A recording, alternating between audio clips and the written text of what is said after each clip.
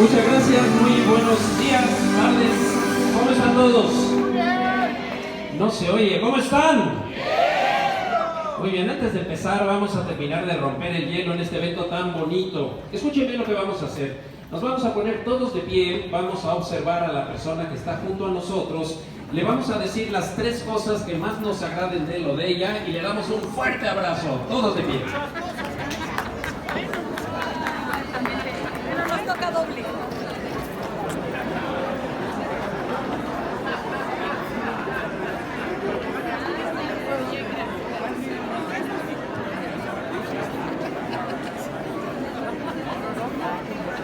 Nada más un abrazo.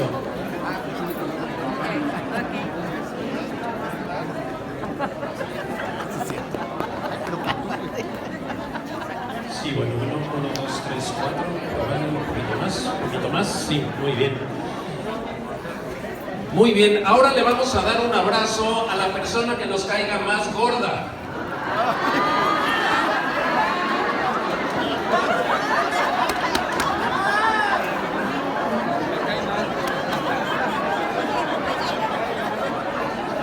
Esto es nuestro concepto de la paz. Si podemos ir a dar un abrazo al que nos cae más gordo, somos sinceros en la búsqueda de la paz. Tomemos asiento. ¿Cómo están?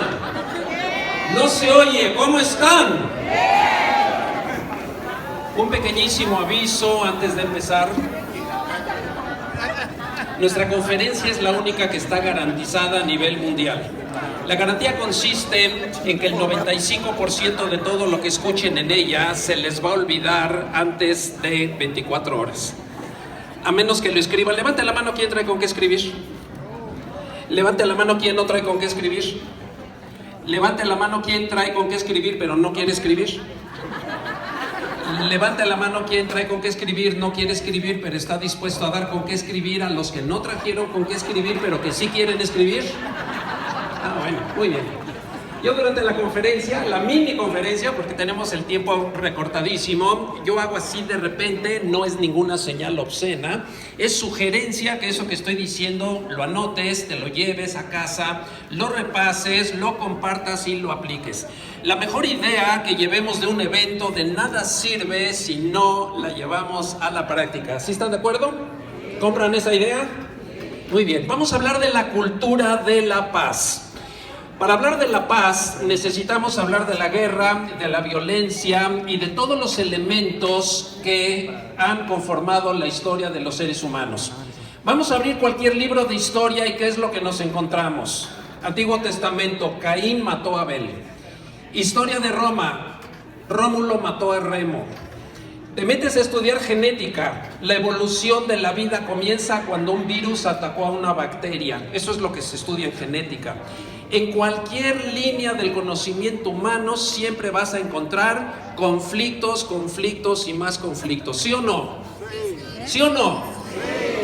Si te vas a la historia de la India, sus 2 máximos libros son historias de conflictos. El Ramayana, la Biblia del norte de la India, cuando Sita, la mujer de Rama, es raptada por el rey Ravana, se organiza todo un gigantesco ejército de monos, se desata la guerra más infernal y logra rescatar a la mujer. Conflicto. El Mahabharata, el Bhagavad Gita, otra guerra en Kurukshetra, que Mahatma Gandhi lo explica claramente, dice: no es una guerra en el sentido concreto de la palabra, es la batalla de nuestros valores que está simbolizada dentro de ese libro. Maravillosa interpretación de Gandhi a ese libro sagrado de la India. El Corán de los árabes, que pensamos en los musulmanes, en terroristas y demás, pero ese libro habla de la paz. Pero también encontramos que en todas las religiones se insiste en el tema de la paz. En la religión cristiana católica, mi paz os dejo, mi paz os doy, ¿sí o no? Cuando vemos los apaches, vamos a fumar la pipa de la paz, ¿sí o no? Cuando estamos enojados en la casa, quiero que ya me dejen en paz.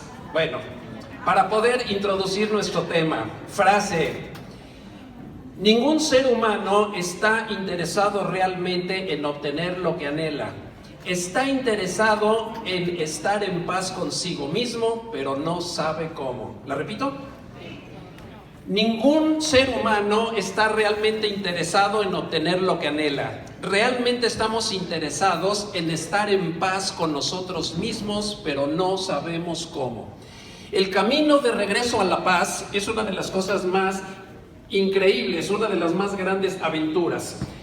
La humanidad fue creada y en medio de su evolución, a punta de golpes y de violencia, fueron pasando todas las eras, hasta que aparecieron ciertos seres que por su evolución alcanzaron a entender que también podría haber mecanismos de paz.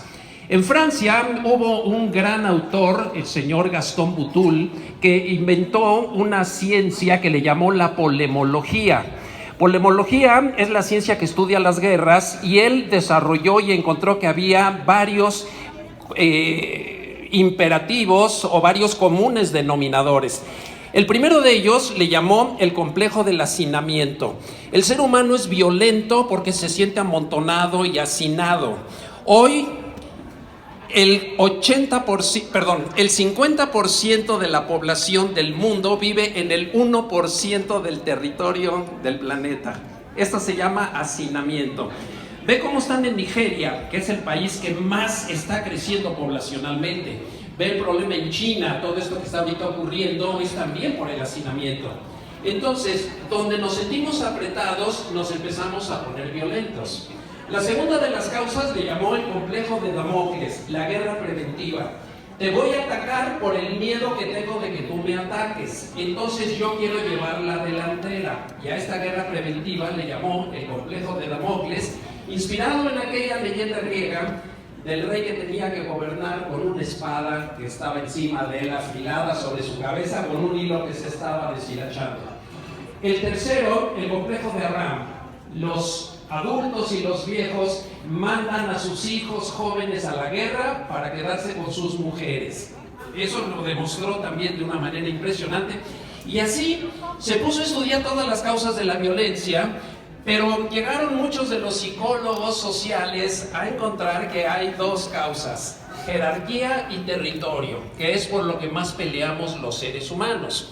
Entonces, si nosotros queremos ser creadores de la paz, tenemos que entender que nos tenemos que primero convertir en expertos en manejo de conflictos, porque donde hay vida humana hay conflictos, ¿sí o no? Conflictos en la familia, conflictos en la política, conflictos en la empresa, conflictos de lo que sea. Aquel que sabe aterrizar los conflictos merece ser llamado líder, porque toda la gente se pelea de cualquier cosa. Entonces, los grandes espíritus han tenido una capacidad por arriba de lo normal de poder proponer metodologías fantásticas que puedan ayudar a todos los que no han podido evolucionar. Entonces, desde sus más antiguos tiempos, los seres humanos primitivos lo único que sabían hacer era pelear.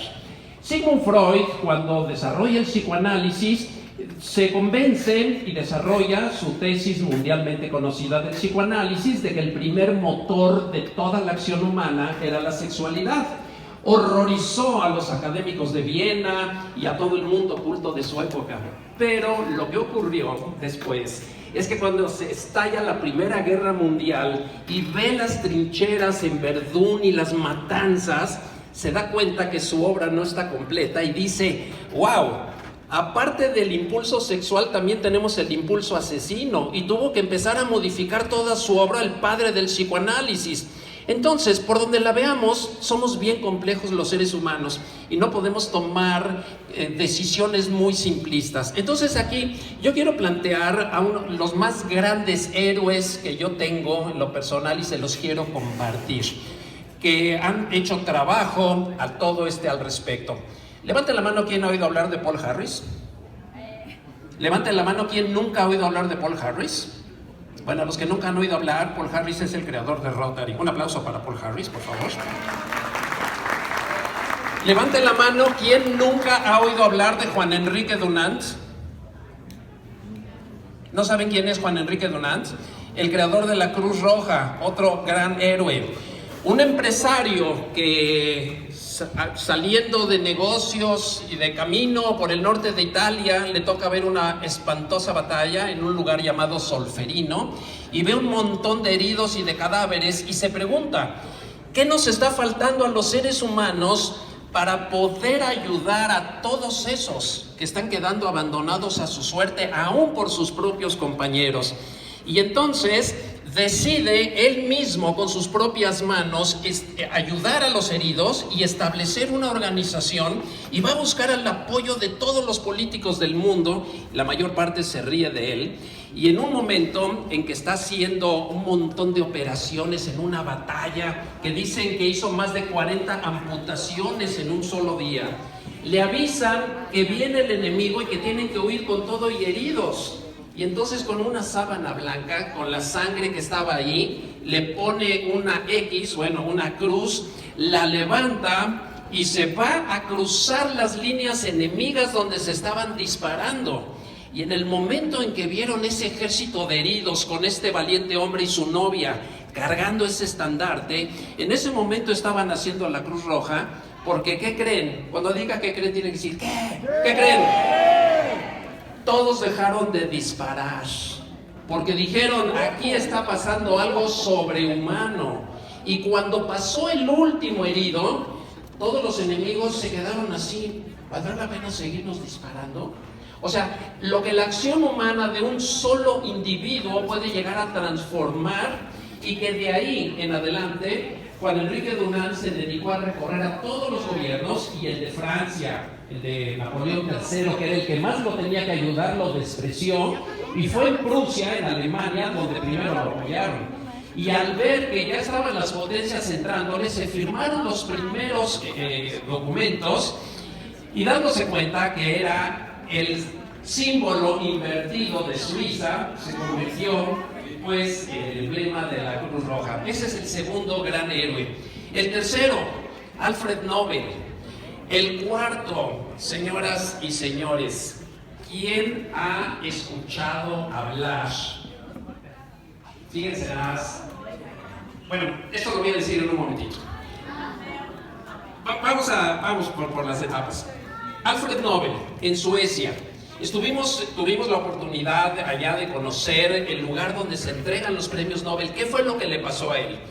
Él había sido el proveedor máximo de toda la dinamita, de todo lo que se necesitaba para la minería que después se usó en las guerras, pero cuando su hermano murió en un accidente, en una explosión, le dio una culpabilidad tan grande que Alfred Nobel decidió dedicar toda su fortuna en un legado para premiar la inteligencia humana. Y de todas las disciplinas, la de la paz era la más importante, porque mientras la de medicina, la de literatura, todas se entregan en Estocolmo, la de la paz se entrega en Oslo, Noruega, y a partir de ahí, y el primero de los premios Nobel de la Paz fue precisamente Juan Enrique Dunant de la Cruz Roja. Bueno, pues todo esto lo convirtió en una figura legendaria que premiaría el talento humano por encima de todos los intereses de la humanidad. Otro gran ser humano que trascendió. El cuarto que me viene a la mente en nuestros días, alguien que está cambiando el mundo musulmán, el Islam. El Sheikh Mohammed Ben Rashid Al Maktoum. ¿Habían oído hablar de él? Se los repito, Mohammed Ben Rashid Al Maktoum. Ese es el hombre, el creador de Dubái, que convirtió de la nada a ser la ciudad más cotizada del mundo con el mayor valor de bienes raíces. Pero no ha sido el dinero lo que lo ha movido. Él lo que busca es el renacimiento del mundo árabe, que lo quiere llevar a la plenitud de lo que fue en el año 1100, cuando ellos estaban dentro de España y que lo habían convertido en el lugar más culto del mundo. Y dice el Sheikh Mohammed que ellos van a ser la Suiza del mundo árabe, que van a transformar la mentalidad de todo el mundo musulmán, haciéndoles ver la importancia de la paz. Entonces, nos estaría faltando un hombre. Levante la mano quien ha oído hablar de Nicolás Roerich. Levante la mano quien nunca ha oído hablar de Nicolás Roerich.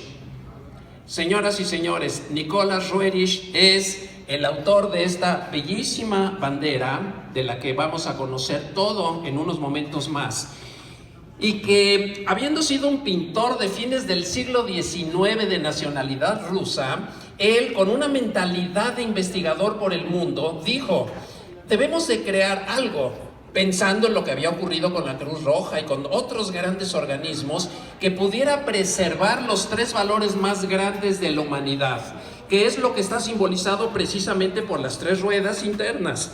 Para Roerich, la primera de ellas es la ciencia, la segunda es el arte y la tercera es la espiritualidad.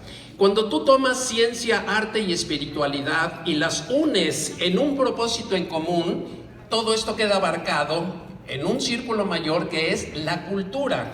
Y mi conferencia se llama La Cultura de la Paz. Así que aquí termina la introducción y comienza la conferencia. Nada más que ya se me acabó el tiempo. Entonces, ¿qué podemos aprender de él? En lo personal, nos hemos dedicado a viajar por el mundo y cada año organizamos un viaje a algún lugar distinto para ir a estudiar y analizar, como viaje de investigación, cómo le han hecho otros países para salir adelante en terrenos de economía, de cultura y demás cosas. Pero como hoy estamos hablando de cultura de paz, les voy a decir brevemente lo que hemos descubierto en estos viajes, que aprovecho para invitarlos al próximo. El primero de ellos, bueno, de los que más me vienen a la mente, el año pasado estuvimos en Japón, en Hiroshima, el 6 de agosto. ¿Qué pasó el 6 de agosto? Ya, como ya dije Hiroshima, ya sabemos, ¿verdad? Ahí nos tocó vivir una ceremonia impresionante que fue donde yo me terminé de convencer de lo hermoso que es el asunto de la paz. Si tú quieres vivir el espíritu de la paz, no hay mejor lugar que Hiroshima el 6 de agosto. Porque ahí te das cuenta que toda la población se visten de blanco y organizan una conferencia desde temprano. Hacen un coro de los niños, en el mero lugar donde cayó la bomba atómica. Y están ahí los pocos sobrevivientes narrando sus experiencias. Pero lo más hermoso, en la noche, en un río, en uno de los varios ríos que pasan por Hiroshima, tú tienes que hacer tu lamparita, así de papel, la pones en una basecita de madera, que ahí siempre te ayudan, la pones en el río y ahí escrito en la pantalla de la lamparita pones tus buenos deseos para el mundo. Ahí tenías todo nuestro grupo, íbamos como 50 personas, todos haciendo sus lamparitas en un ritual tan hermoso de pensar que la paz se tiene que reflexionar en los lugares donde más dolor hubo. El año anterior habíamos hecho un viaje euromusical, nos tocó ir a Polonia por razones de Federico Chopin, pero fuimos a Auschwitz. Y ahí, visitando el campo de concentración de Auschwitz-Birkenau, nos pusimos a reflexionar: oye, imagínate que así como Henry Ford inventó la línea de ensamble en línea para hacer miles o millones de coches, aquí hubieron unos locos que diseñaron una línea de producción para exterminar seres humanos, porque en ese puro campo de concentración pereció 1 millón de personas. Visitamos las cámaras de gas, los lugares donde los encerraban, los dormitorios, bueno, los gallineros yo creo que estaban mejores. Una cosa tan terrible, y de pronto alguien del grupo dijo: oye Alex, ¿y qué chiste tiene que hagan esto por negocio? Imagínate, están cobrando dinero por mostrar esto que ocasionó tanto dolor, porque sí cobran la entrada en esos campos de concentración. Pero otro del grupo le respondió: oye, si no fuera por lo que estamos pagando, esto no tendría mantenimiento, no podríamos visitarlo y no podríamos reflexionar. La guía de ahí de Auschwitz, con lágrimas en los ojos, porque fíjate, aunque te recorren todos los días y es su trabajo, no pueden evitar sentir el dolor. Entonces nos llevamos eso de ahí, dijimos: wow. El año anterior nos tocó ir a Corea del Sur cuando estaba el momento más duro de los misilazos que estaba aventando Kim, el del norte, y el grupo estaba preocupadísimo: oye, ¿vamos a ir o no? Y entonces nos metimos al Pentágono a ver lo que es el DEFCON. ¿Sí saben lo que es el DEFCON? La escala de 5 niveles en las que se pone en guardia el ejército de los Estados Unidos. Cuando se está en DEFCON 5, pues es una situación normal. DEFCON 4 es abusados, por si les llamamos a los soldados. DEFCON 3 es ya estén a bordo del avión, por si se ofrece. DEFCON 2 es pongan el dedo en el gatillo o en el botoncito rojo. Y DEFCON 1 es ya nos cargó el payaso. Entonces, estábamos en DEFCON 4, les dije, vamos, no va a pasar nada. Cuando llegamos a Corea, se suspendió, o sea, se tranquilizó este señor, yo no sé si porque íbamos o porque era el verano, no sé qué habrá pasado. Pero fuimos hasta el paralelo 38, donde se dividen las dos Coreas, en la zona desmilitarizada. Nos metimos por los túneles, así en un trenecito, y llegamos al punto donde estuvo el agarrón en 1953, donde ahí murieron 3 millones de personas. Yo le decía a mi grupo, oye, aquí en el paralelo 38 murió el triple de gente, no, murió 30 veces más de gente que en la bomba atómica. Porque en la bomba atómica murieron 100,000, pero aquí murieron 3 millones, nada más que a lo largo de 3 años. Pero este es uno de los puntos de dolor de la humanidad. Y en cada viaje, aunque vamos a conocer empresas, universidades y lugares de interés y lo que tú quieras, pero siempre nos vamos al contacto de los puntos donde ha habido dolor. Este año nos vamos a Asia del futuro, que le llamo, y uno de los 4 países va a ser Vietnam. Y yo le digo a mis nuevos amigos, oye, Vietnam es un país que merece la pena investigarlo del punto de vista de la paz, porque si Japón nos llama la atención igual que Alemania, que Japón con 4 años de guerra que tuvo, de 1941 al 45, nada más le tocaron 4 años, ve cómo quedó y cómo nos admira. Imagínate, Vietnam pasó 100 años de guerras y de ocupación, porque Vietnam sufrió primero la colonia francesa, después le tocó la invasión japonesa, después la invasión de Estados Unidos, porque sí fue una invasión, y después les tocó la Guerra Fría y la presencia soviética, y después ya se empezaron a liberar, y apenas hace 14 años que decidieron ponerse de acuerdo, y hoy es uno de los países de mayor crecimiento en el mundo. Nos está demostrando que se puede terminar con periodos dificilísimos de la guerra, y que los países que más han sufrido son tal vez después los que más valoran la paz y que más productivos se llegan a ser. Entonces siempre nuestra motivación ha sido, oye, vamos a aprender de los grandes, vamos a ver los episodios que a ellos les ha tocado vivir y los vamos a empezar a comparar con los nuestros. Y aquí al respecto, quiero pasar a uno de mis terrenos, que es la música. A mí me gusta el piano, pero me encanta toda la música clásica. Dentro de este viaje que hicimos, el Euromusical, fuimos a Austria a seguir las huellas de Mozart, de Schubert, de Haydn. Fuimos a Alemania, desde luego, Bach, Beethoven y Brahms. En Polonia, pues